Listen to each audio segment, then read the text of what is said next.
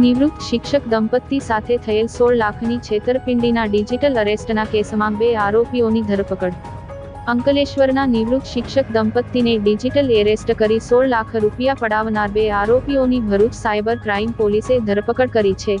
નિવૃત્ત શિક્ષક દંપતીને house arrest કરી તેમની પાસેથી 16 લાખની ઠગાઈ કરનાર 2 આરોપીઓની સાયબર ક્રાઇમ પોલીસે રાજકોટથી ધરપકડ કરી કાયદેસરની કાર્યવાહી હાથ ધરી છે।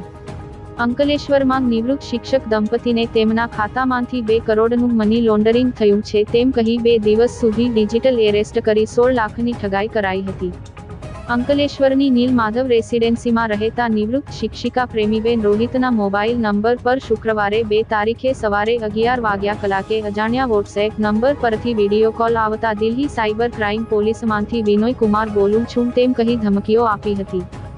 2 દિવસ સુધી ડિજિટલ એરેસ્ટ કરીને દંપતી પાસેથી 16 લાખ પડાવી લેવામાં આવ્યા હતા।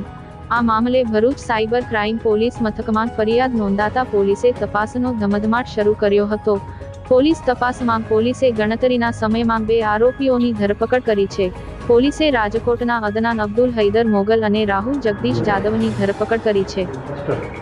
અંકલેશ્વરમાં રહેતા એક નિવૃત્ત શિક્ષક દંપતીને ફોન કરી વિડીયો કોલ કરી અને પોતે સાયબરમાં અધિકારી છે એવી ખોટી ઓળખ આપી અને આ શિક્ષક દંપતીના આધાર કાર્ડના આધારે કોઈ મોબાઈલ નંબરો રજીસ્ટર થયેલા છે અને એ મોબાઈલના આધારે ચીટિંગ થયેલું છે એવી એમને ધમકીઓ આપી અને ત્યારબાદ એમના વિરુદ્ધમાં ગુનો દાખલ થયો છે। એમની ધરપકડ કરવામાં આવશે એવી ધમકીઓ આપી એમને ડિજિટલ એરેસ્ટ કરી એમની પાસેથી 16 લાખની માતબર રકમનું ફ્રોડ કરવામાં આવેલું હતું।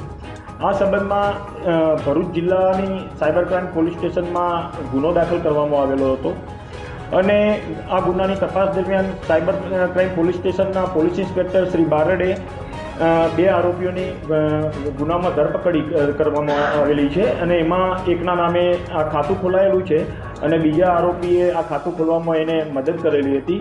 જે ખાતામાં આ ફ્રોડ કરીને રકમ જમા થયેલી હતી એવા આજે 2 આરોપીઓ પકડાયા છે। રાજકોટ ખાતેથી પકડવામાં આવેલા છે। એકનું નામ છે અદનાન હૈદર અબ્દુલભાઈ મોગલ અને બીજો આરોપી છે એ રાહુલ જગદીશભાઈ જાદવ। આ બંનેને સાયબર ક્રાઇમની ટીમે રાજકોટ ખાતેથી પકડ્યા છે। હવે આ લોકોએ જે ફરિયાદીના પૈસા ખાતામાં આવેલા હતા આ લોકોએ આગળ કોને મોકલેલા છે એ દિશામાં આ લોકોની વધુ પૂછપરછ કરીને સાયબર ક્રાઇમ પોલીસે તપાસ હાથ ધરેલી છે।